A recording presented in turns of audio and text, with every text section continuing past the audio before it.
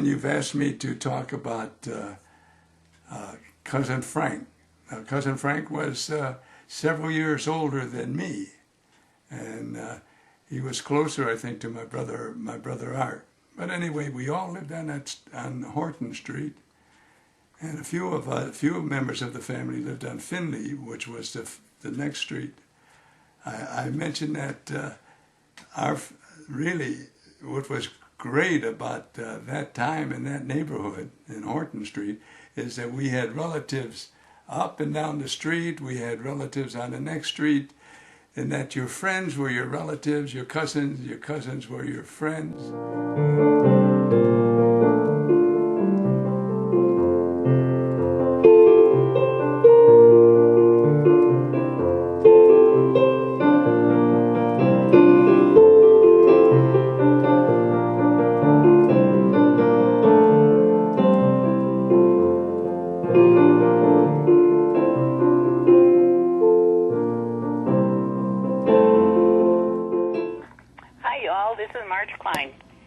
Now, Pat's been a friend of mine for so many years. However, even though we went to grade school together, we went to St. John Evangelist from first grade on, my only real memory of her in those days was in fourth grade when she was late for class. And Sister Joseph kind of gave her a very severe look.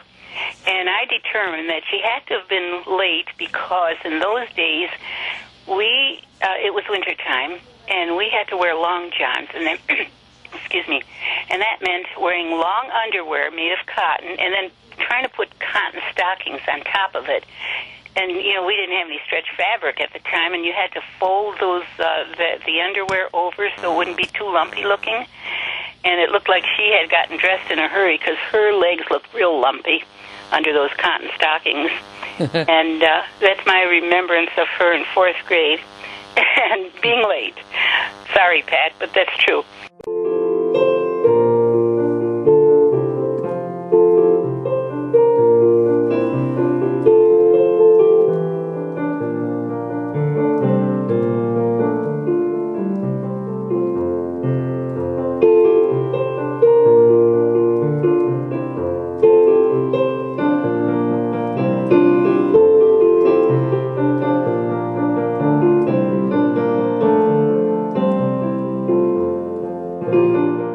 It wasn't until we all got jobs in the hospital, in the kitchen, that we really bonded. We had so much fun over there. Anita, I knew from a long time ago. Our brothers were best friends. Their birthdays were on the same day. Anita and I share the same birthday. And so we had known each other since, I think, when she was 12 and I was 11. We started hanging out together, and then we all went to Holy Rosary School on Woodward Avenue in Detroit. Had to take a couple buses there. My story about that part was that there was a bus strike in Detroit at the time, and the radio was advertising that people should help their neighbors get to work or get to places that they need to go. They needed transportation. And so we girls decided that because we had to take two buses to get to school, we'd try hitchhiking, which worked very well while we were in high school.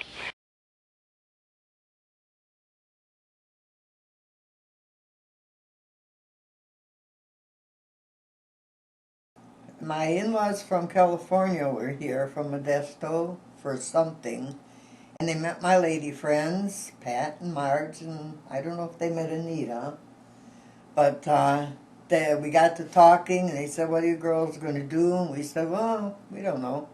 They said, well, why don't you move to California? They didn't have any children, and they loved people.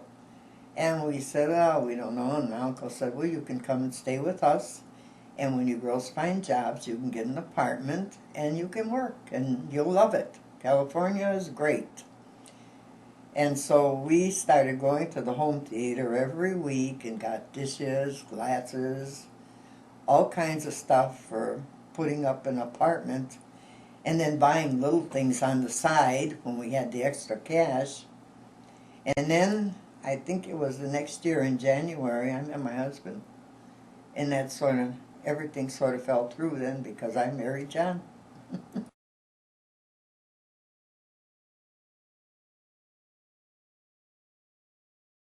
Jeannie wants me to talk about how you two met.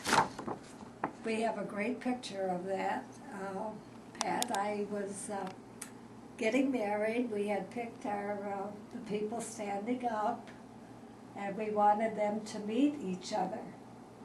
So we had this gathering at my house. Pat was late, and when she came in the door, there was no place for her to sit. So what does she do? She goes over and plops, and She asked who she was standing up with. Beatty tells me that she asked, who am I standing up with? And I pointed to Frank, and what did Pat do? She went over and sat in his lap. So anyway, that was their first meeting, and from what I gather, it continued beautifully. So I think a year later, they got married.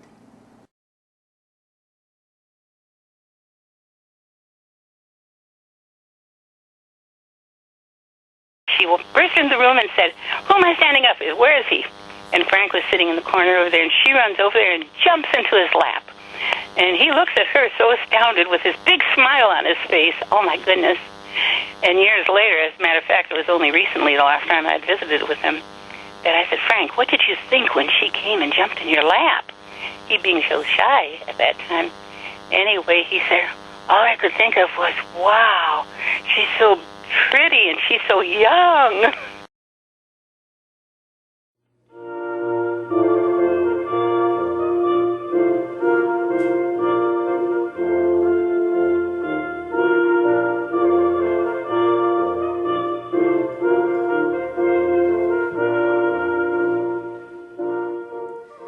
Here comes the bride, all dressed in white. None can compare to her beautiful sight. Look at how she glows, let heaven and earth know. This union will last till eternity roll.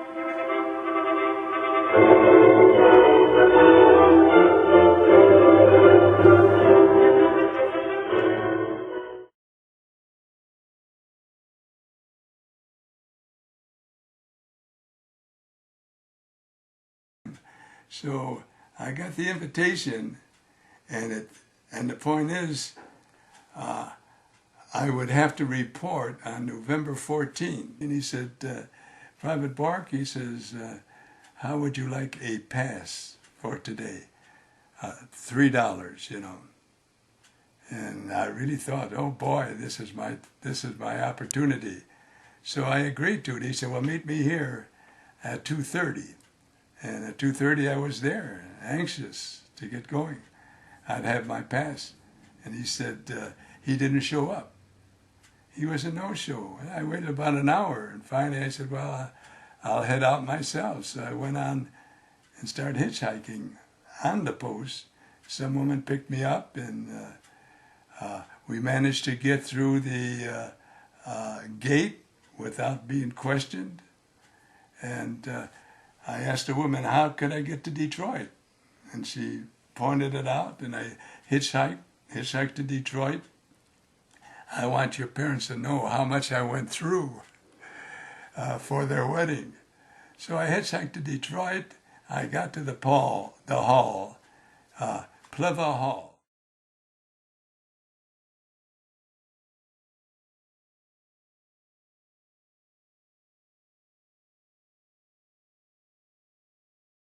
Well, here we are in Redford Township, and you can see the name of the streets, Puritan and Lenane. Mom and Dad, your very first house. There's right. Better look at the house, detached garage. And like I said, the neighbors across the street. I don't know if this any of it looks familiar, Mom, Dad. But that's where it all began.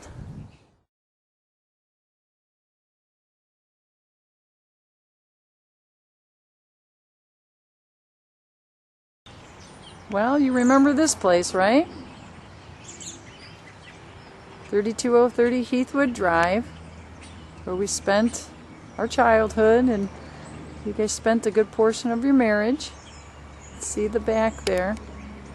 I don't really want to walk into the house, but it looks like they took the fence down in the back. Looks like the front door is different. See that? Little changes, but look, the mailbox is the same. Here's the house from the backyard. It actually took me a second to figure it out because the color is very different. It's brown. There's the garage. Let's see how small the yards are. I just came over here to see this little, I can't believe I used to sneak my body on the edge of that house. And look how little it is. But I remember going through there. As you can see where I'm parked, you know, this is May's house. When you turn the corner, this is all a parking lot now. So I'm assuming for across the street, which you can see now is housing a National Coney Island, which is interesting. And I think the clubhouse there for the golf course, looks like there's now a National Coney Island in there. And of course, I'm sure most of you guys have seen the high rises in the middle. Remember when it was just a 2-lane road, remember? And how when they paved that, everything changed from that point on. So anyway, that's St. Clair Shores in a nutshell.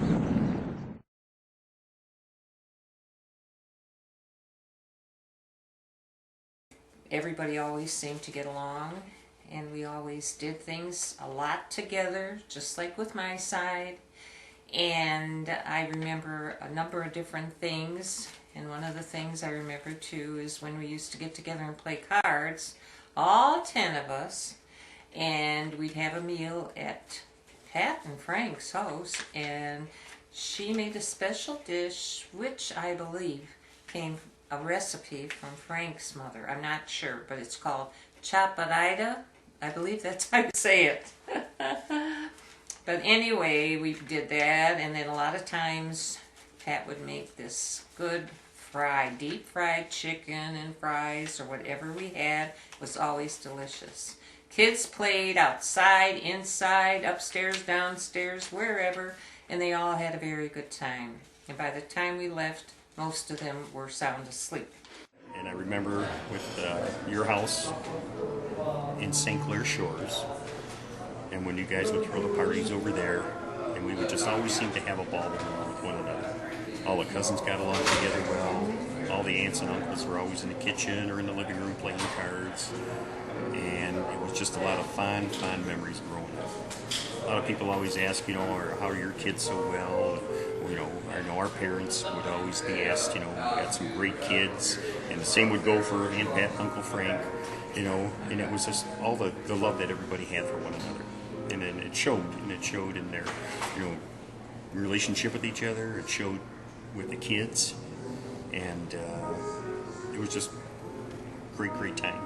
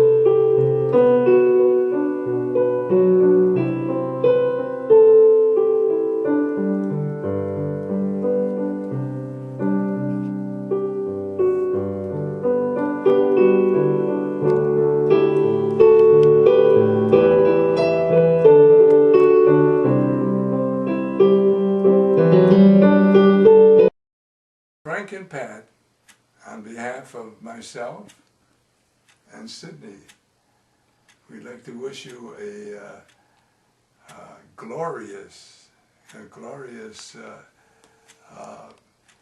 period here. And Sydney? Congratulations. And I've always really loved your parents, and Frank was very special in my life, but you know, all the Stephanics were. And it was just great, I guess, living close to all the members of the family the way we had. So again, love and kisses. No one else is going to give you those. But I rather wish Pat and Frank a very happy anniversary. Not too many people make 50 years, and they're very fortunate to make 60 years. With love, beautiful children, a great outlook on life. Pat and Frank, wish we could join you, but you know, we're not family, actually, but sort of like it, adopted sisters. Anyway, we love you lots, you and Frank. Hope to see you soon. Enjoy yourself. You can split a beer with somebody instead of me. Pat and Frank, I love you both so much. I think you're wonderful people. I'm so happy you still have each other. And I'm thrilled, not thrilled, but so interested in the fact that you guys go out every Thursday and when the cleaning lady comes. I love that, and going to the casino or whatever you do. That's just a wonderful way to keep your life going. Every now and then, Aunt Pat and Uncle Frank could probably attest to that. We probably ran into each other at the casino. But don't tell Mom, okay? She thinks I got a gambling problem, and I told her, well, I do, but I just can't seem to win. But no, those were always some good times, too, and it always gave us some more things to talk about on how we just barely missed the royal flush or, you know, the big jackpot. And I'm sure you guys are out doing that as well, so enjoy yourselves, and from our family to yours, happy 60th wedding anniversary, and we wish you guys all the best. Love you. Wonderful family, and they're all doing wonderful, and they all love you a whole bunch, just as much as I do, and my family does too. They all love you a whole bunch, and I miss you since you moved far away from me. I can't come because I don't drive that expressway. So you have to come and see me, or I have to wait for my kids to take me there. But I love you, miss you guys, and hope you have a wonderful, wonderful day. Take care.